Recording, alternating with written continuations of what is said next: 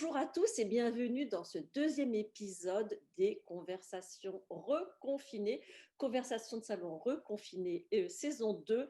Et j'ai le plaisir d'accueillir Fabrice Soulet. Fabrice, bonjour. Bonjour Ariane. Il y a un an, Fabrice, tu nous annonçais que tu allais devenir Alpha Ironman.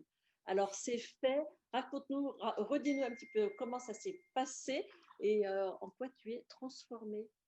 En transformé, je dirais qu'en fait, c'était un beau défi, une belle aventure. Je m'étais donné quand même un challenge assez élevé à relever, puisque je voulais passer mes 50 ans, alors c'est la semaine prochaine, mais je voulais passer mes 50 ans en réalisant ce défi de parcourir un Ironman, en fait un half Ironman, un 70,3 comme on dit, au Sable d'Olonne.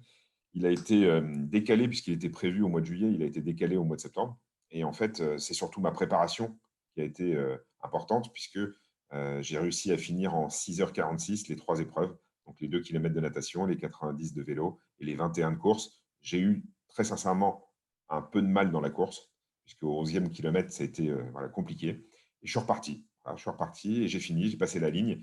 Grosse satisfaction, mais surtout, voilà, encourager tous ceux qui veulent demain se lancer dans un défi, bah, de bien s'organiser, mais de surtout s'en lancer un, parce que voilà, ça a guidé ma vie pendant un an. Beaucoup de contraintes, bien entendu, d'organisation et de temps passé sur mon vélo et à courir, mais voilà, une vraie satisfaction au bout. Et puis voilà, un beau sport que je conseille à beaucoup de monde.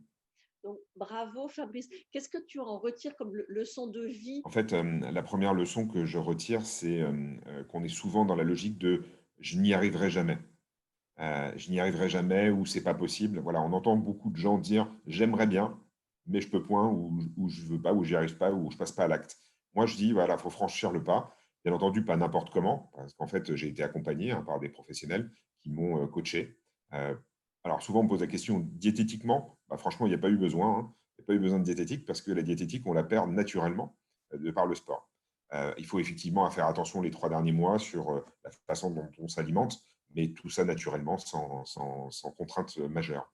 Et puis, bah, ce que je retiens au niveau management, c'est que cette aventure, je l'ai partagée avec mes équipes. Aujourd'hui, moi, j'ai un peu plus de 50 salariés. Sur ces 50 salariés, bah, j'ai eu un soutien énorme de mes équipes. Et voilà, on a partagé cette aventure ensemble. Alors, au niveau du reconfinement, du confinement, comment est-ce que tu as vécu ça? Est-ce que ton expérience d'Alpha Ironman, ça donne en toi la capacité d'avancer, d'y croire toujours et de ne pas tomber dans l'abattement, peut-être un peu plus encore avec cette expérience sportive? En fait, il y a eu cette phase du mois de mars qui a été compliquée pour tout le monde parce que ça a été le premier coup sur la tête. Donc, le 16 mars, ça a été voilà, un coup d'arrêt, en fait. Ce coup d'arrêt, Mm. je pense que c'est humain, c'est naturel. Tout le monde a cherché en fait, à s'organiser parce que c'était nouveau. On n'y a pas cru au départ. On s'est dit, bah, ça, c'est pas possible. Voilà, c'est vraiment quelque chose d'incroyable. Et puis, ben, au fur et à mesure, on a vu tout le monde se remettre à réfléchir à comment s'adapter. L'être humain a cette formidable capacité de s'adapter. Et la mutation digitale des agents immobiliers qui était progressive, elle est devenue d'un coup la priorité quotidienne en vente, en location, en syndic, dans tous les sujets. Et pour la partie sport, ben, clairement, j'étais beaucoup mieux armé après avoir fait des séances. Un, pour me vider la tête, et deux, pour accélérer le sujet de The Lock, puisque The Lock a complètement explosé à partir de mi-avril. Voilà, je vais te donner un chiffre. Le mois dernier, sur la plateforme, on a eu plus de 45 000 sessions, quand au mois de décembre 2019, on était à 3005. Il me fallait du courage pour pouvoir, toute la journée avec mes équipes, booster, accompagner les professionnels de l'immobilier. Aujourd'hui, on a plus de 450 agences immobilières qui travaillent tous les jours avec l'outil The Lock entre les mains. Alors, pour ceux qui ne connaîtraient pas The Lock, tu nous rappelles en deux mots le service que tu rends aux agents immobiliers d'un côté, aux locataires de l'autre? Bien sûr, The Lock, en fait, est une plateforme en mode SaaS qui digitalise l'intégralité du parcours locataire.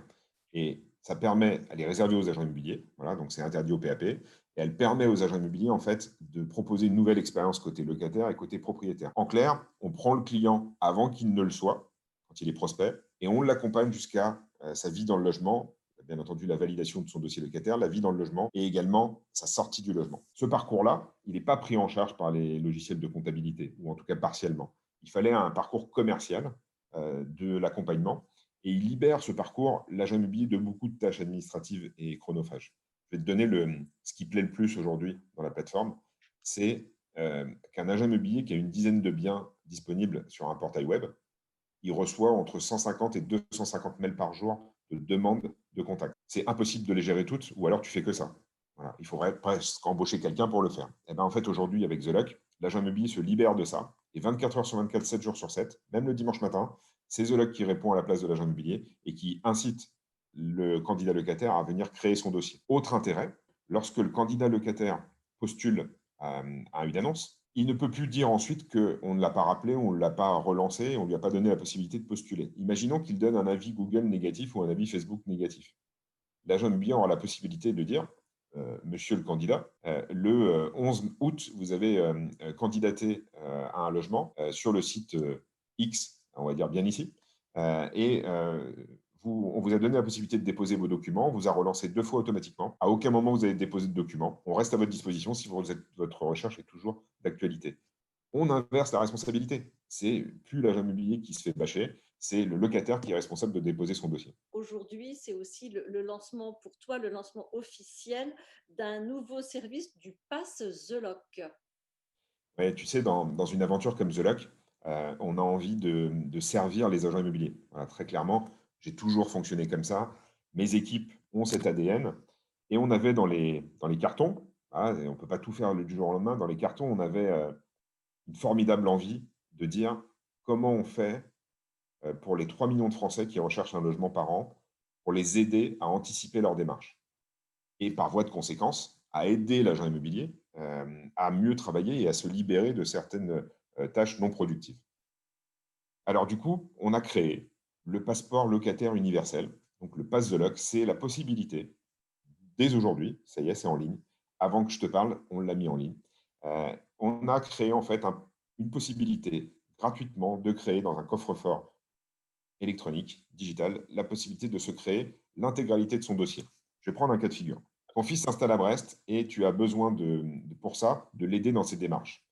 Au moment, alors, comment il faisait jusque-là? Il allait en fait dans une agence immobilière et il te demandait souvent de venir avec lui. Eh ben, aujourd'hui, on a cette possibilité d'anticiper ça. D'anticiper et les utilisateurs sont acteurs en fait, hein, puisque eux, ils sont en recherche active. Ils vont en fait, au lieu d'aller dans une agence et d'avoir la liste des documents, ils vont créer leur passeport locataire universel et ils vont avoir un certificat d'éligibilité qui va leur permettre d'avoir le nom du locataire et le nom du garant et les documents des deux. Et avec ce passeport, ils vont aller vers un agent immobilier ou plusieurs, vers n'importe quelle agence immobilière de France, et ils vont donner à cet agent immobilier le certificat Pass the Lock avec un QR code et un identifiant qui permet aussi de sécuriser les documents qui sont à l'intérieur. Et cet agent immobilier va pouvoir récupérer l'intégralité des documents de ce candidat locataire pour pouvoir signer plus vite le bail et pour pouvoir vérifier le document, parce que c'est toujours l'agent immobilier qui décide. Parce qu'il peut avoir plusieurs candidats avec un pass de loc pour un même logement. Mais si jamais cet agent immobilier ne retient pas la candidature de ton fils, eh ben, ton fils pourra aller dans l'agence qui est en face et donner à nouveau le certificat pass de loc, parce que le pass de loc, il est valable dans toutes les agences immobilières et c'est gratuit pour les agents immobiliers comme pour les locataires. Alors, ton modèle économique, c'est quoi si c'est gratuit pour tout le monde? Alors en fait, derrière, on a une communauté. Hein, cette communauté d'agents immobiliers, ce sont des dizaines de milliers d'utilisateurs. Et autour de cette communauté, il y a des besoins en services, des services de signature électronique, des services, comme je le disais, de gestion des leads, de KYC, on vérifie les faux documents. Tous ces services, ils ont en fait un coût. Et c'est le volume de traitement global de la location en France qui fait la différence.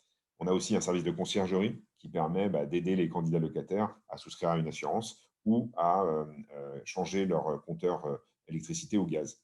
Dernière question, Fabrice Roulet, fondateur de The Lock. Qu'est-ce que tu te fixes comme objectif de développement pour les mois qui viennent?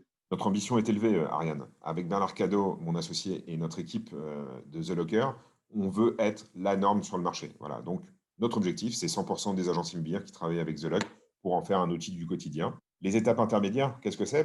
Passer les 1000 agences, les 2000, les 5000, les 10 000 et atteindre les 35 000 qui aujourd'hui sont les acteurs de l'immobilier pour les Français. L'année prochaine, tu refais ton Alpha Ironman? Oui, oui, oui. En fait, tu sais, en fait, dans mon côté compétiteur, je lâche jamais rien. Et en fait, je me suis dit que 6h46, maintenant que j'avais réussi à le faire, je peux faire mieux en fait. Je peux faire mieux parce que j'ai les bases. Alors bien entendu, je vais être bien occupé par The Lock, mais quand on a les bases, on est capable ensuite de s'organiser et puis de travailler ses points faibles. Voilà, l'idée, c'est de travailler le détail comme pour The Lock. Merci beaucoup Fabrice et à l'année prochaine. À très vite, Ariane.